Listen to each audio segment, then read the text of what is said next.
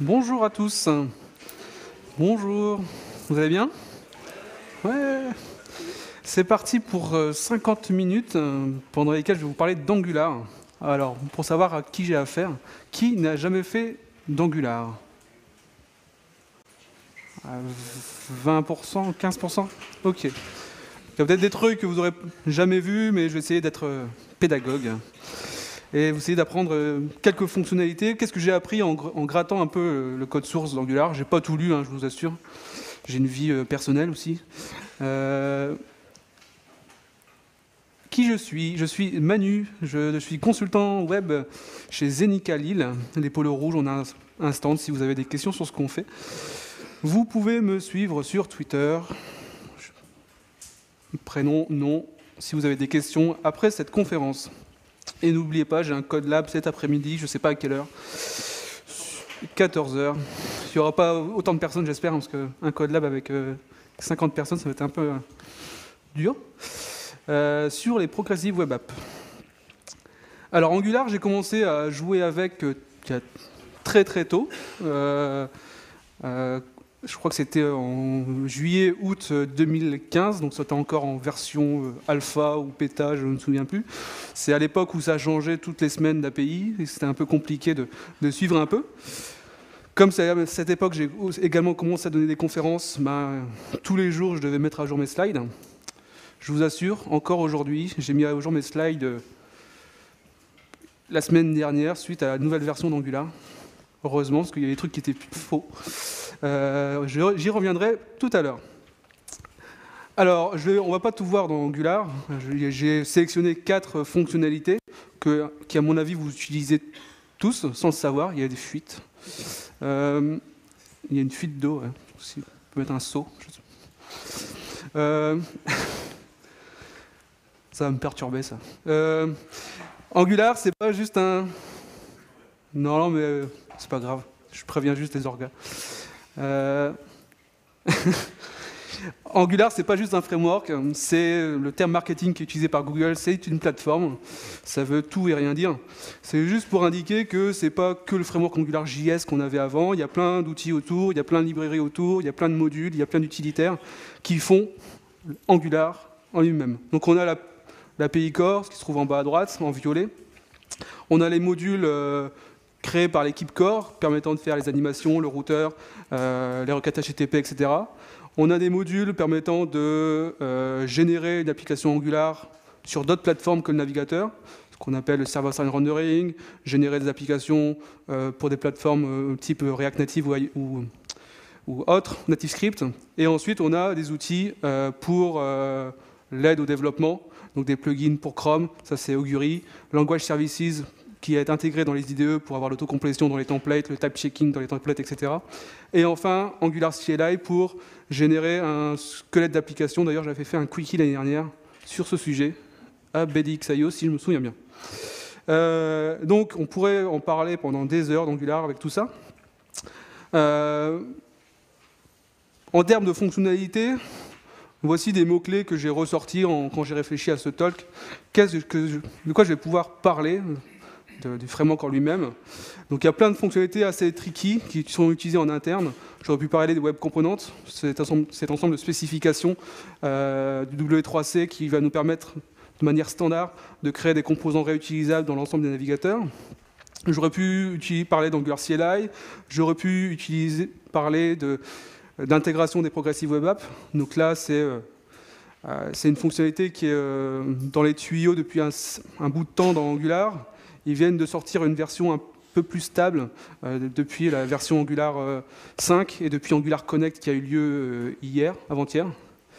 Donc depuis Angular CLI, vous pouvez bootstrapper un projet via un flag qui est compatible Progressive Web App. Donc pour ceux qui ne connaissent pas les Progressive Web App, c'est juste un terme marketing encore, comme aime bien Google, qui correspond à un ensemble de standards qui existaient déjà avant, qui permet de rendre l'expérience utilisateur d'une application web aussi fluide, aussi intéressante qu'une application native.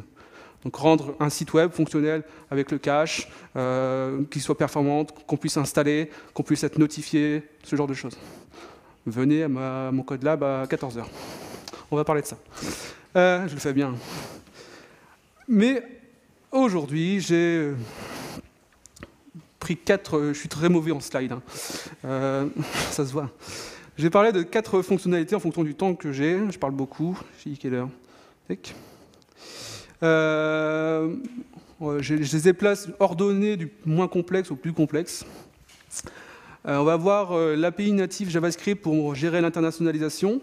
On verra le magnifique pipe, magnifique ou pas, async. Je ne sais pas si vous l'avez déjà utilisé, c'est pour souscrire à un traitement asynchrone et une fois que le traitement asynchrone est terminé, récupérer la valeur résultante et l'afficher dans le template. On verra comment c'est fait. On essaiera, si je suis en forme, de le redévelopper ensemble. Je ne suis pas sûr de mon coup, mais on verra. Un truc très basique, hein. Ensuite, on verra les décorateurs, hein, ces fameuses annotations qu'on voit un peu partout dans Angular, qui sont utilisées pour rajouter des métadonnées à nos objets. Et enfin, quelque chose que vous n'utilisez pas directement, on va dire dans la plupart des cas, les zones, mais qui est utilisé en interne par Angular pour détecter la fin des différents traitements asynchrones de JavaScript. Alors, la librairie, c'est pas une librairie déjà, première erreur de ma part, c'est une API qui existe nativement en JavaScript, qui est fonctionnelle dans la plupart des navigateurs, plus ou moins des bugs d'implémentation, plus ou moins les versions du navigateur, qui s'appelle INTL. INTL, à mon avis, pour internationalisation. Donc déjà, vous dites, OK, un objet INTL pour internationalisation, je vois à peu près dans quel cas je peux l'utiliser. On verra tout à l'heure. Cet objet INTL vous propose quelques méthodes, quelques API pour formater des valeurs numériques, des dates, des valeurs textuelles, et également, ça c'est que dans le Chrome, c'est pour ça que je l'ai mis en italique, ce qu'on appelle la pluralisation. Je ne sais pas si j'ai un terme français. Pour moi, c'est français. Permettre de mettre au pluriel une chaîne de caractères en fonction d'une valeur numérique. Là, encore une fois, vous dites, je verrai bien ça dans des pipes en Angular. En effet, c'est utilisé, entre guillemets, dans des pipes dans le framework. Alors, ces différentes, comment on l'utilise? Il y a deux façons de faire. Soit via la fonction constructeur de cette API INTL. On voit ici, à chaque fois, vous voyez new INTL collator, new, ça c'est pour comparer des chaînes de caractères en fonction de la locale. New INTL date time format pour formater une date. Et new INTL, c'est dur à dire, number format pour formater une valeur numérique. On passe la locale en paramètres et ensuite un objet d'option pour indiquer comment je veux formater ma donnée. Quel est le format de ma date? Est-ce que je veux formater une donnée numérique au format currency ou pourcentage? Ce genre de choses. Et la deuxième façon de les utiliser, c'est via des méthodes qui sont disponibles sur les prototypes des strings, des dates et des numbers. Comme vous voyez ici, tout local quelque chose, tout local string, tout local date string. On retrouve la même signature. Donc c'est fait pour la même chose, à part qu'on appelle une méthode directement sur la propriété, sur l'objet que je veux formater. Donc là, désolé, il manque un tout petit bout à la gauche. C'est pas grave. J'ai une magnifique animation. Juste pour vous montrer le principe, pas très compliqué. J'instancie un date time format, je veux formater en anglais, je passe pas d'option, j'ai un objet vide en deuxième paramètre, et je veux formater le 25 décembre 2017, et oui, le mois commence à 0, donc ça me retourne 12/25/2017 parce que je suis en anglais et le mois arrive avant. Si je veux le formater en français, vous avez compris le principe, le jour est avant. Si je définis des options plus complexes, je pourrais récupérer que le mois. Je pourrais récupérer le mois, le jour, le mois, et normalement il y a l'année. Et enfin, si ça ne passe pas l'année, ça ne passera pas les heures. Vous avez bien compris, j'ai les heures et les minutes. Pour le number format, c'est le même principe. Même API, même signature de méthode, c'est juste l'objet d'option qui change. Si je veux formater 1059 on va dire en dollars américains ou en livres sterling, c'est formaté comme ceci. Le séparateur des milliers, c'est la virgule. Le séparateur des dizaines, c'est un point. Si je veux formater en français, là j'ai un séparateur, c'est un espace pour les milliers et une virgule pour les dizaines. Je peux formater une donnée monétaire. Dans ce cas-là, il va rajouter automatiquement le sigle et va internationaliser la monnaie. Donc là, par exemple, j'indique que c'est un formatage de type currency, je lui donne le trigramme standardisé de la monnaie que je veux utiliser. Donc ici, l'euro. Et là, ensuite, currency display, c'est est-ce que je veux afficher le trigramme, est-ce que je veux afficher le symbole, le E barré, ou est-ce que je veux afficher la monnaie de manière textuelle, pluralisée, ici, euro avec un S. Donc il y a plein d'autres options. Est-ce que je veux afficher le séparateur des milliers et je peux avoir des arrondis, le nombre maximal de chiffres avant la virgule, le nombre minimal et maximal après la virgule, ce genre de choses. Donc rien de compliqué. Alors en Angular, pour ceux qui font des applications en Angular, on a ce qu'on appelle des pipes. Donc là c'est la signature des pipes. Un pipe c'est juste une fonction de transformation. Ça prend quelque chose en entrée, on appelle, le framework appelle la bonne méthode et ça retourne quelque chose qui est affiché dans le template. Rien de compliqué. Dans Angular, quand on regarde la doc, on voit 4 pipes. Date pipe, currency pipe, person pipe, number pipe. On se dit que ce serait pas mal d'utiliser l'objet d'Intel. On a un pipe de type date. On a vu qu'on avait un formateur de type date. Ensuite, number, percent et currency. Bah, c'est tout simplement le number format avec un style différent. Currency pour la valeur monétaire, percent pour un pourcentage, number pour tout nombre qui n'est pas une valeur monétaire ou un pourcentage. Voici comment on l'utilise. Alors là, c'est la syntaxe magnifique des pipes. Dans le template, donc votre fichier HTML, je veux formater une variable, price, avec le pipe qui s'appelle currency. Ce pipe currency peut être paramétrable. Et c'est là où j'aime un peu moins la syntaxe. C'est séparé par des 2 points, on liste tous les paramètres. Franchement, une fois sur deux, le deuxième paramètre true, je ne sais pas à quoi ça correspond. Il faut avouer que c'est un peu dégueulasse. Donc on retrouve le trigramme, le true, alors je crois que c'est est-ce que j'affiche le symbole ou le trigramme. Et le 4.2-2, là, c'est un truc magnifique aussi, c'est pour indiquer combien de chiffres je veux avant la virgule et combien de chiffres min et max je veux après la virgule. Ça correspond à peu près à ce qu'on a vu tout à l'heure. Allez, on va le refaire. Je suis un fou. Donc j'ai préparé le terrain, j'ai une magnifique application. Là, vous dites, elle va être moche. Voilà. Non, c'est normal. Je ne suis pas designer. Je donne des confs. Je commence à dire des conneries. J'ai un magnifique composant, template, où je veux formater une valeur numérique 1000 avec le pipe BDX currency que je vais créer devant vous. Un pipe, ça ressemble à ça, j'ai une méthode transform. Qu'est-ce qu'on va faire? On va instancier, vous voyez bien? Ouais.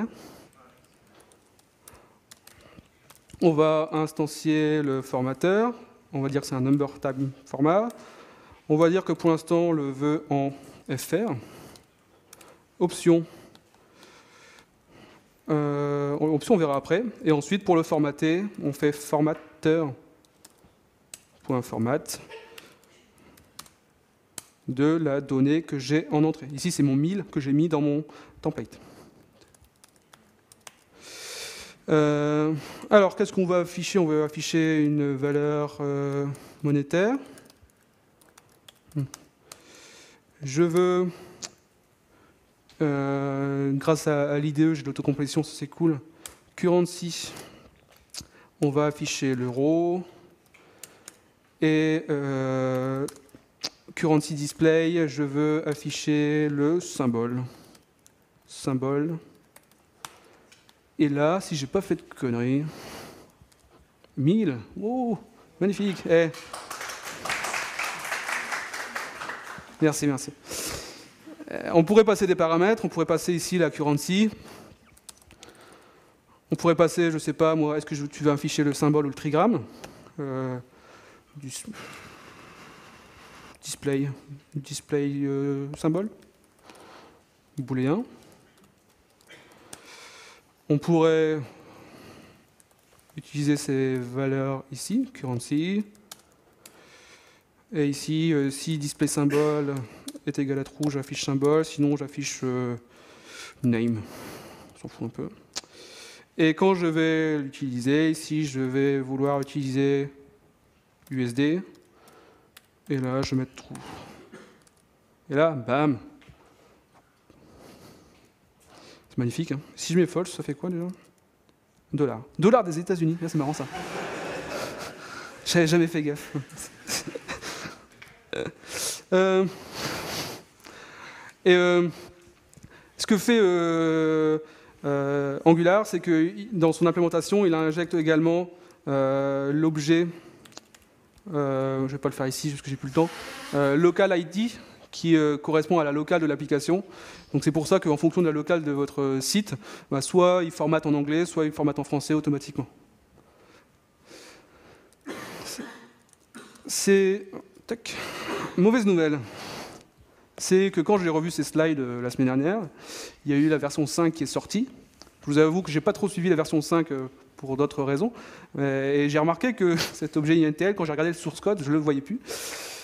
En fait, il existe encore, mais il y a une deuxième implémentation qui est sortie. Pourquoi? C'est que l'objet INTL, comme c'est un truc natif qui dépend du support des navigateurs, de son implémentation, il y a beaucoup de bugs qui ont été remontés dans l'équipe d'Angular pour dire que les pipes d'Angular fonctionnent dans certains cas, mais pas dans d'autres. Donc au bout de 36 000 bugs remontés, j'exagère un peu, ils se sont dit on va réécrire notre implémentation qui va fonctionner sur tous les navigateurs. Donc c'est pour ça que par défaut, lorsque vous allez utiliser vos pipes, les 4 pipes que je vous ai présentées, par défaut, il n'utilise plus l'objet INTL, il utilise l'implémentation, la nouvelle implémentation d'Angular. Faites attention, il y a quelques breaking changes qui vont apparaître. C'est pas grave, on est habitué. J'avais dit que je trollais pas.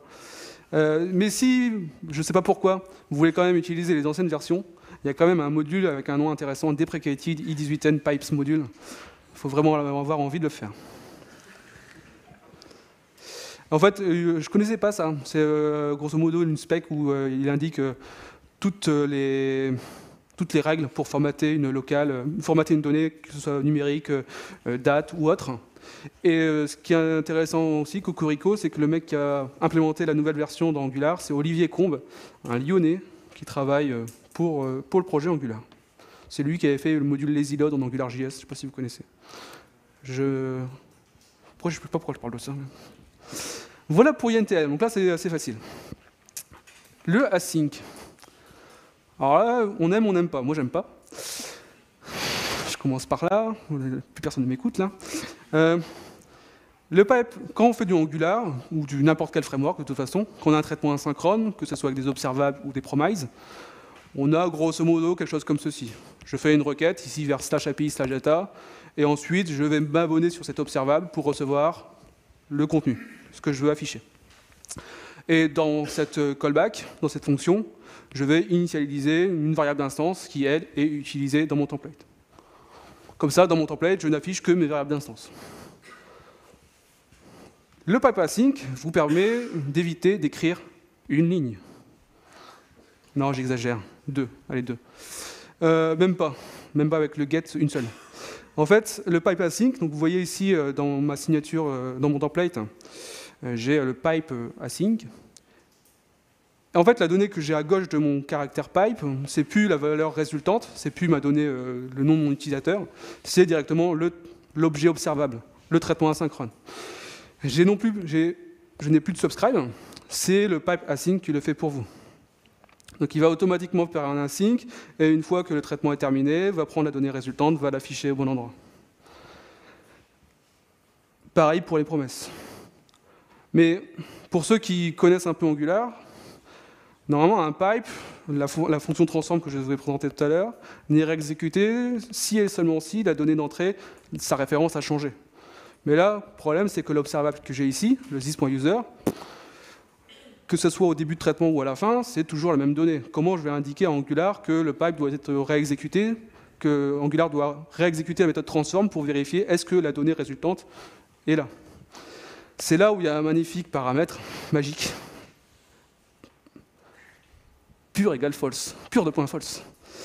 Alors ce paramètre, ça permet d'indiquer à Angular, à chaque fois qu'il il exécute son algo de change detection, de réexécuter la méthode transform du pipe pour vérifier est-ce que la donnée est dispo ou pas.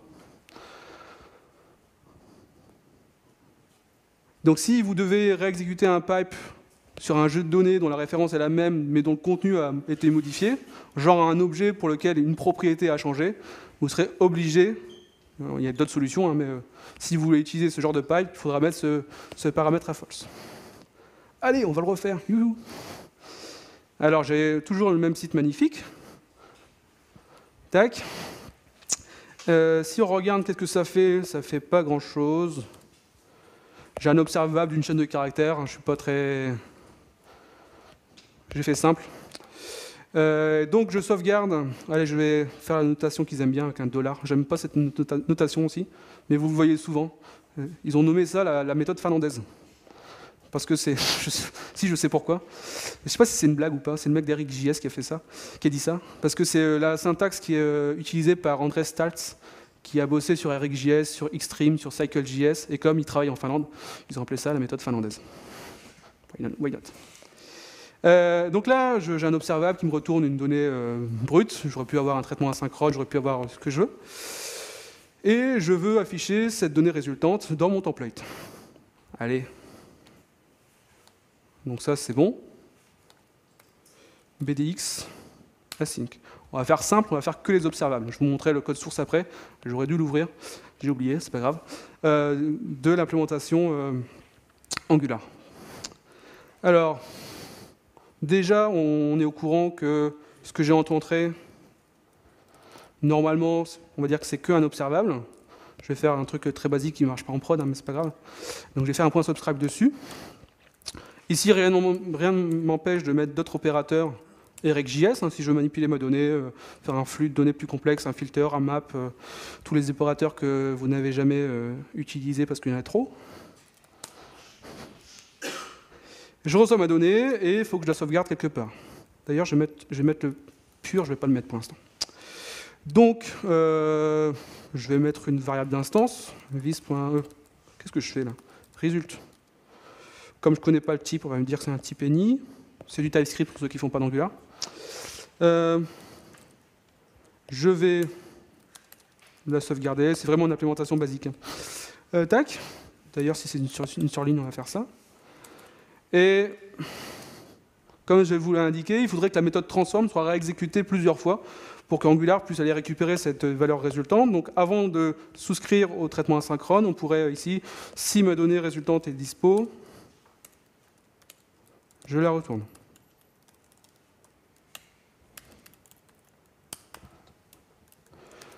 En plus de ça, j'aurais pu gérer le ng-on-destroy quand le pipe n'est plus utilisé, me désabonner du traitement asynchrone pour faire un peu le ménage. Mais là, c'est juste pour l'exemple. Et là, ce qu'on peut regarder, ce qu'on peut voir, c'est que j'ai toujours rien. Pourquoi? C'est parce que ma donnée en entrée, mon observable, sa référence n'a pas changé, donc la méthode transform n'est pas réexécutée, donc Angular ne récupère pas la valeur résultante, et donc ne l'affiche pas. Si je rajoute ce paramètre magique, false,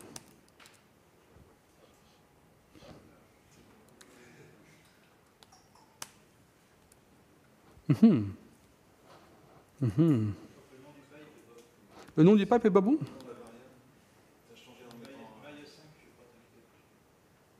Ici, là? Ah. Là?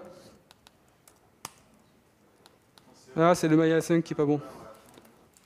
Ah oui, bien je... Ne pas changer les choses au dernier moment, Manu.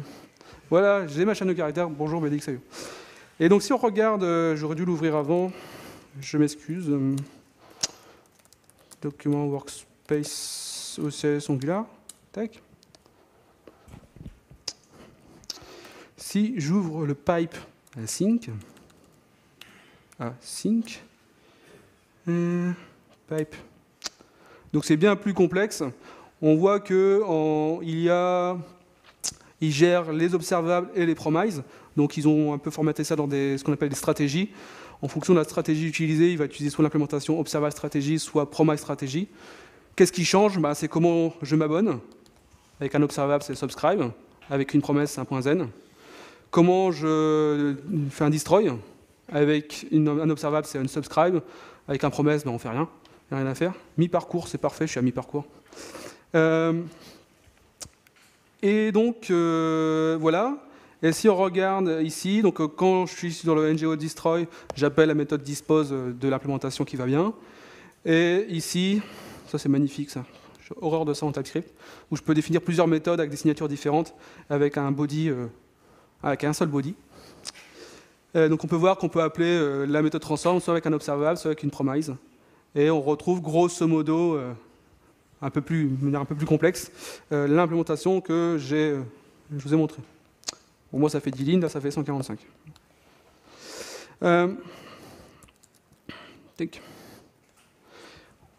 Maintenant, le seul point où il n'y aura pas de démo, les décorateurs. Les décorateurs, c'est quelque chose qu'on a en TypeScript depuis les débuts d'Angular. En fait, je ne sais pas si vous avez suivi l'histoire magnifique d'Angular. Au début, ils avaient besoin d'un langage. Comme toute bonne boîte, ils se sont dit on va créer notre langage à nous, qui s'appelait AdScript, qui est mort 6 mois après en faveur de TypeScript. Et pendant ce temps, Google et Microsoft ont travaillé ensemble pour implémenter la fonctionnalité qui manquait dans le langage, qui correspond aux décorateurs. Pour ceux qui font du Java, les décorateurs, c'est les annotations qu'on peut mettre sur des classes, des propriétés, des variables d'instance ou des méthodes pour modifier le comportement de l'élément annoté, ou bien de rajouter des métadonnées qui sera utilisées par le framework. Pour ceux qui ont fait du Angular, ben ça on l'utilise tout le temps. Ça ressemble à ça. En fait, contrairement à Java, alors je ne suis pas un expert de Java, je vais peut-être dire une grosse connerie, hein, mais il n'y a pas de système de réflexion où il y a du code qui va aller lire est-ce que j'ai quelque chose à noter at input, et si c'est le cas, je modifie, etc. Là, c'est vraiment la VM JavaScript, lorsqu'il parse votre code JS, lorsqu'il convertit en AST et tout ça. Lorsqu'il voit une annotation, ça veut dire qu'il y a une méthode du même nom qui existe. Donc là, mon annotation @input, ça correspond à une fonction input qui est implémentée quelque part et qui est accessible. En fonction de où je place cette annotation, la signature sera différente. Je vous montrerai le fichier de définition de ces méthodes après, mais si je le place sur une classe, je ne vais pas récupérer la même chose que si je le place sur un paramètre de méthode. Et en fonction du traitement que je vais faire dans mon input, je vais pouvoir modifier son comportement, je vais pouvoir surcharger le constructeur d'une classe, je vais pouvoir faire plus de choses. Là c'est bien, mais mon input il n'est pas paramétrable. On va aborder ce qu'on appelle les factories. Un factory permet de faire plusieurs choses. Permet de pouvoir rendre paramétrable une annotation, un décorateur, et également de pouvoir gérer les décorateurs qui peuvent être placés sur différents types d'objets. Je pourrais avoir un décorateur que je vais pouvoir placer à la fois sur une classe, à la fois sur une méthode. De connaissance, en Angular, ce n'est pas le cas. J'ai un doute. Non, je n'en vois pas. Mais ça serait possible. Donc là, la seule différence, c'est qu'elle a la méthode qui s'appelle input. Je ne vais pas implémenter directement ma transformation dans son corps de cette fonction, mais je vais retourner la fonction de transformation. Et en signature de ma méthode input, ça sera quelque chose qui est fixe, ça correspond à la signature de mes paramètres. Donc là, je vais récupérer la chaîne de caractères input name que je passe entre parenthèses. Donc là, entre parenthèses, @input, entre parenthèses, input name, c'est bien un appel de méthode.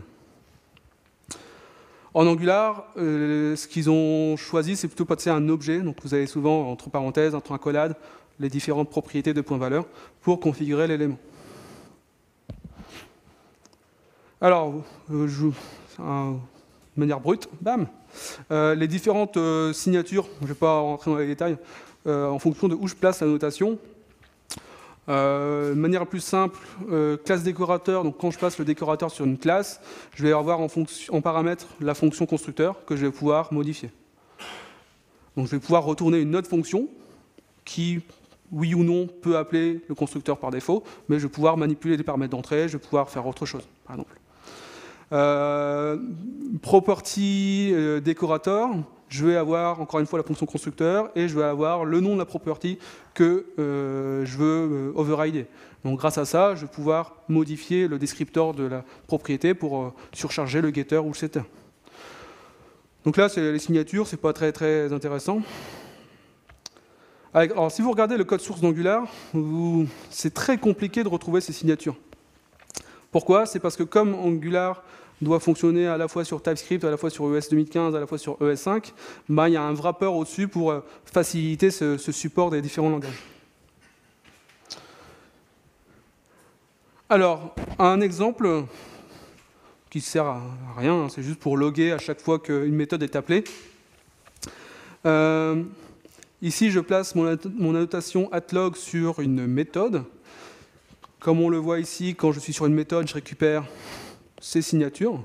Le fonction constructeur, le nom de la méthode, et l'objet sur lequel je vais pouvoir modifier le getter, les setters, mais également la value, donc ce qui sera appelé lorsque je vais appeler la fonction. Qu'est-ce que je fais? Je vais surcharger la propriété value du descriptor. Et dedans, qu'est-ce que je fais? Je juste un console.log et ensuite j'appelle la méthode d'origine, donc la vraie fonction de mon code.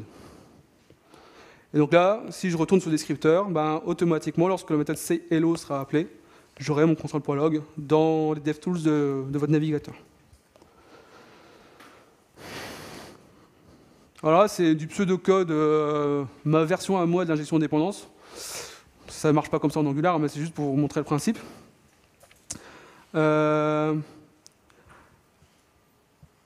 Si j'ai une classe, d'ailleurs j'aurais pu changer le nom. Pourquoi j'ai mis DevFest Service? C'est pas grave. Je sais pas, c'est pas grave. Parce que j'ai fait le DevFest Nantes et le DevFest Toulouse avant, c'est peut-être pour ça. J'ai ici un service Angular. Donc pour ceux qui ne connaissent pas, un service Angular, c'est là où on met le code métier, les appels REST, etc. Et dedans, j'ai besoin d'un deuxième service tierce. Donc quand on fait de l'injection de dépendance en Angular, on met dans la signature du constructeur les objets qui doivent être instanciés par le framework et dont j'ai besoin pour mon implémentation. Mes problèmes, c'est que l'injection de dépendance en Angular, comment ça fonctionne? C'est comme on n'a pas de...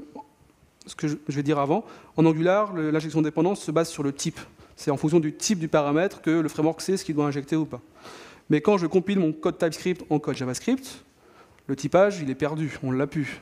Parce que le typage, c'est que en TypeScript. Le TypeScript n'est pas exécutable dans le navigateur. Alors comment ça fonctionne? Comment Angular, au runtime, peut savoir qu'est-ce qu'il doit injecter? Lorsqu'on utilise les annotations add_component, add_directive, add_pipe, toutes les annotations du framework, il y a des métadonnées qui sont ajoutées automatiquement aux composants, ou à la classe qui est annotée. Et c'est grâce à ces métadonnées que plus tard, dans le bousin d'Angular, il sait que pour cette classe-là, lorsqu'il instancie, il a besoin de tel et tel et tel objet. Par contre, si on ne fait pas attention à @injectable ici,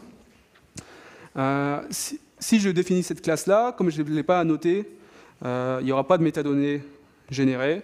Angular, au runtime, ne va pas savoir ce qu'il doit instancier.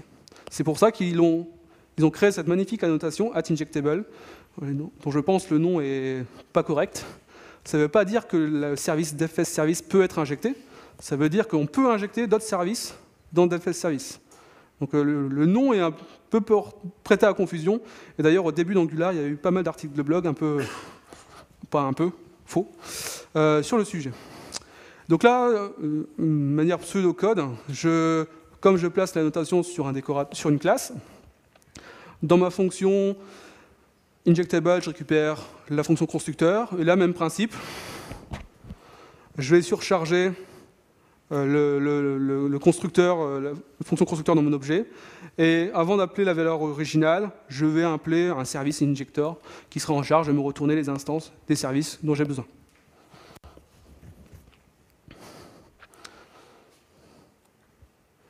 Bon, ça, c'est le code source si vous allez sur le playground TypeScript, où vous écrivez le TypeScript à gauche, vous avez le JS généré à droite. Vous avez, comme les décorateurs, on ne les a pas au runtime, il faut un petit mécanisme pour pouvoir les émuler. Et là, c'est juste des méthodes utilitaires _ decorate qui sont ajoutées à votre code JavaScript. Donc ça, si vous regardez le code de votre application Angular, quelque part, si vous faites un gros CTRL F de la mort, _ decorate, vous allez en avoir plein.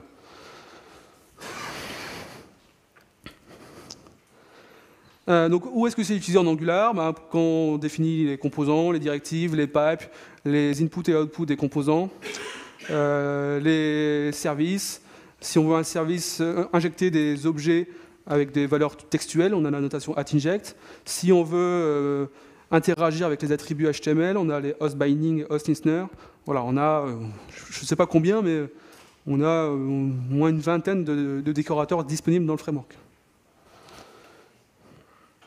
Voilà un exemple. Donc là, j'ai une directive clickHandler qui prend un paramètre d'entrée qui s'appelle @input. Dans mon constructeur, j'injecte l'objet qui est identifié par la chaîne de caractères local ID. Et je peux également, ici, exécuter du code quand le bouton sur lequel j'ai placé la directive est cliqué. Je peux faire quelque chose. Donc là, c'est des exemples de use case de décorateurs.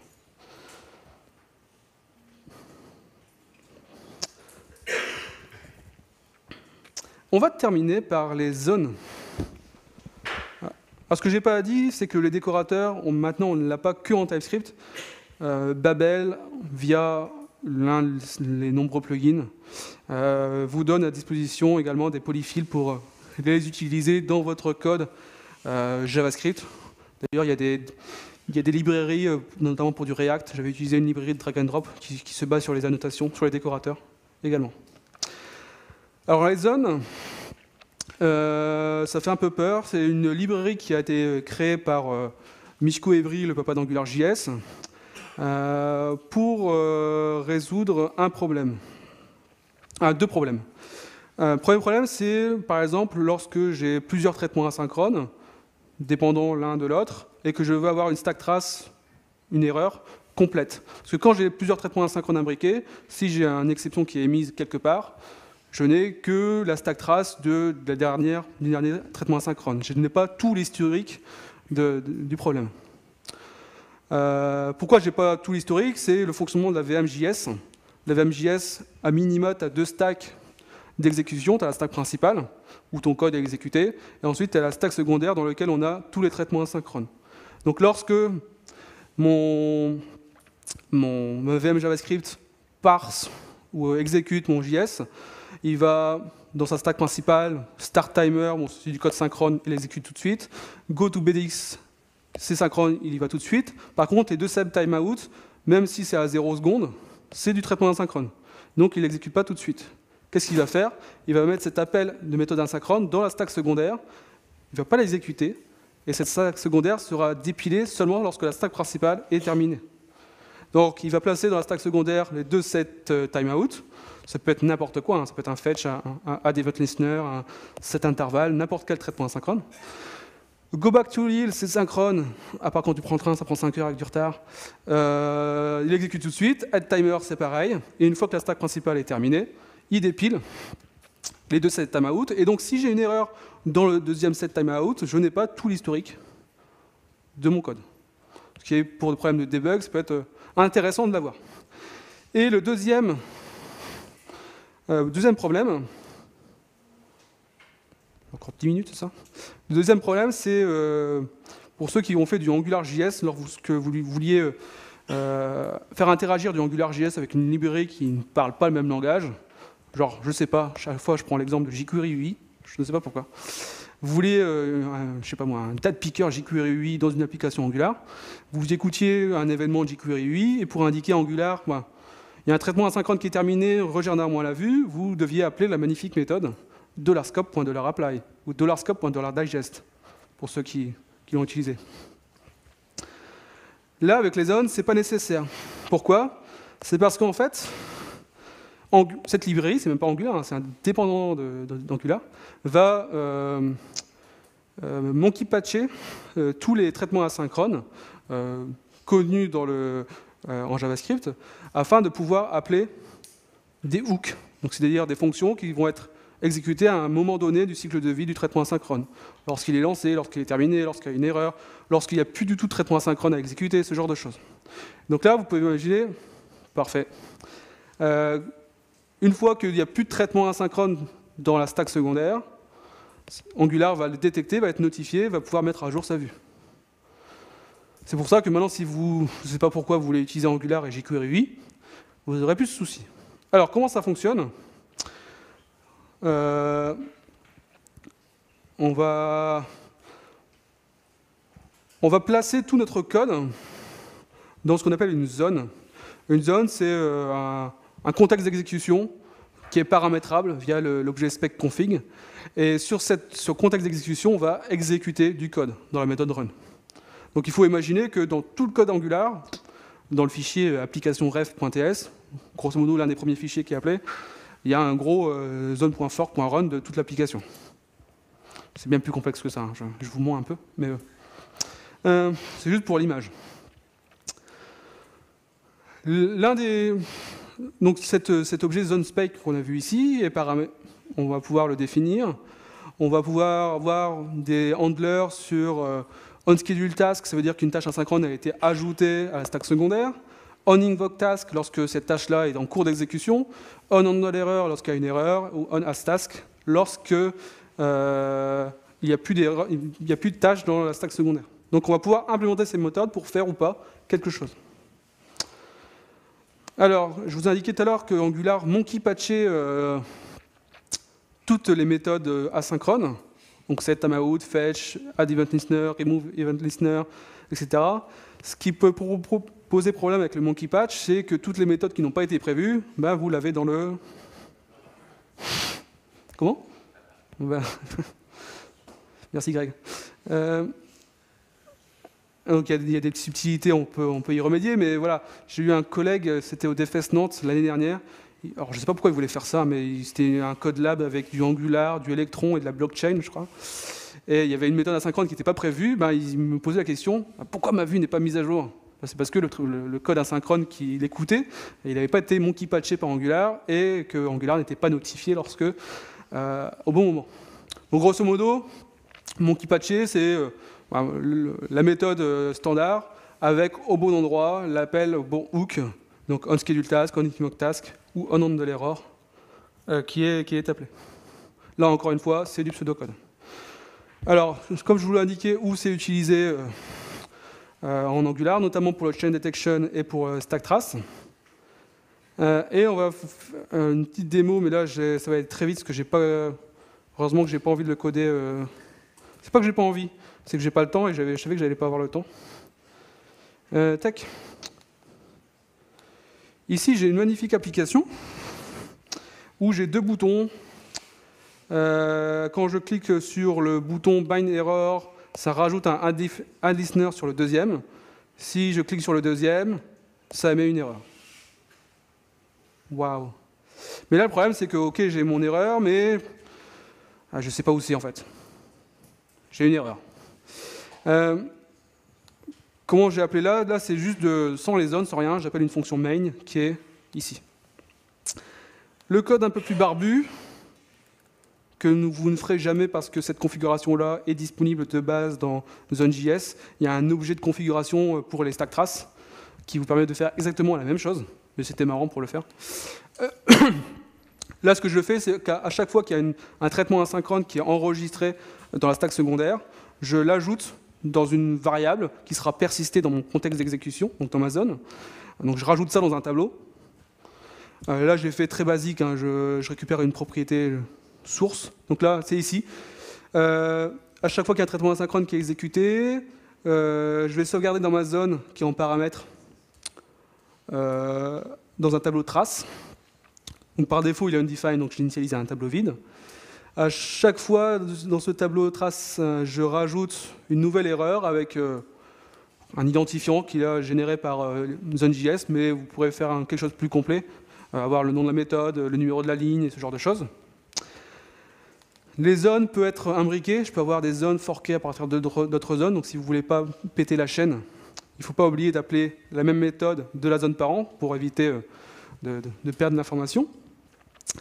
Donc là, c'est juste, j'enregistre tous les traitements asynchrones qu'ils ont exécutés, et ensuite, lorsque j'ai une erreur, qu'est-ce que je fais? Ben, je rajoute sur ce même tableau trace la vraie erreur, celle qui a été émise. Je surcharge le getter de l'objet errorStack. Qu'est-ce que je fais dedans? C'est que je prends mon tableau, je fais un point map dessus pour récupérer que la propriété stack, et ensuite je fais un join avec un saut de ligne. Et donc si je teste ça, tac, Bam. Alors avec le sans souris, déjà, c'est compliqué. Tac. Faites-moi confiance, normalement, quand c'est... Ah, voilà. Désolé, vous ne voyez plus rien, mais faites-moi confiance. Ici, on voit l'erreur qui a été throwée. Et là, je vois que il y a eu un add event listener click qui a été enregistré. Bon, j'ai pas plus d'informations, mais j'aurais pu faire ça plus finement. Et là, j'ai mon premier add event listener click qui a été exécuté également. Donc, j'ai tout l'historique de l'erreur. Et c'est pour ça que lorsque vous avez des erreurs en dev dans Angular, vous avez une stack trace de 3 km. C'est à cause ou grâce à ça. J'ai presque fini. Il se peut que des fois, vous n'avez pas envie que Angular mette à jour votre vue à chaque fin de traitement d'asynchrone. Grosso modo, lorsque vous avez une bonne animation JavaScript bien crade, vous n'avez pas envie de rafraîchir votre vue à chaque étape de l'animation, sinon votre application va un peu laguer. Il y a une magnifique méthode. Donc là, c'est un truc... le use case n'est pas dégueulasse, en fait. Là, j'ai pas envie de régénérer ma vue lorsque je fais un appel à l'API Analytics de Google Analytics, pourquoi pas. Donc j'ai une méthode via le service Zone, ngZone. J'ai une méthode run outside Angular qui va permettre d'exécuter le traitement asynchrone, mais pas rafraîchir la vue. Donc si vous voulez ce genre d'amélioration de la performance, vous pouvez l'utiliser. Et voilà, parfait, il me reste 2 minutes. Si vous avez des questions, je ne sais pas si on a le temps, mais sinon je suis au stand de Zenica. Merci.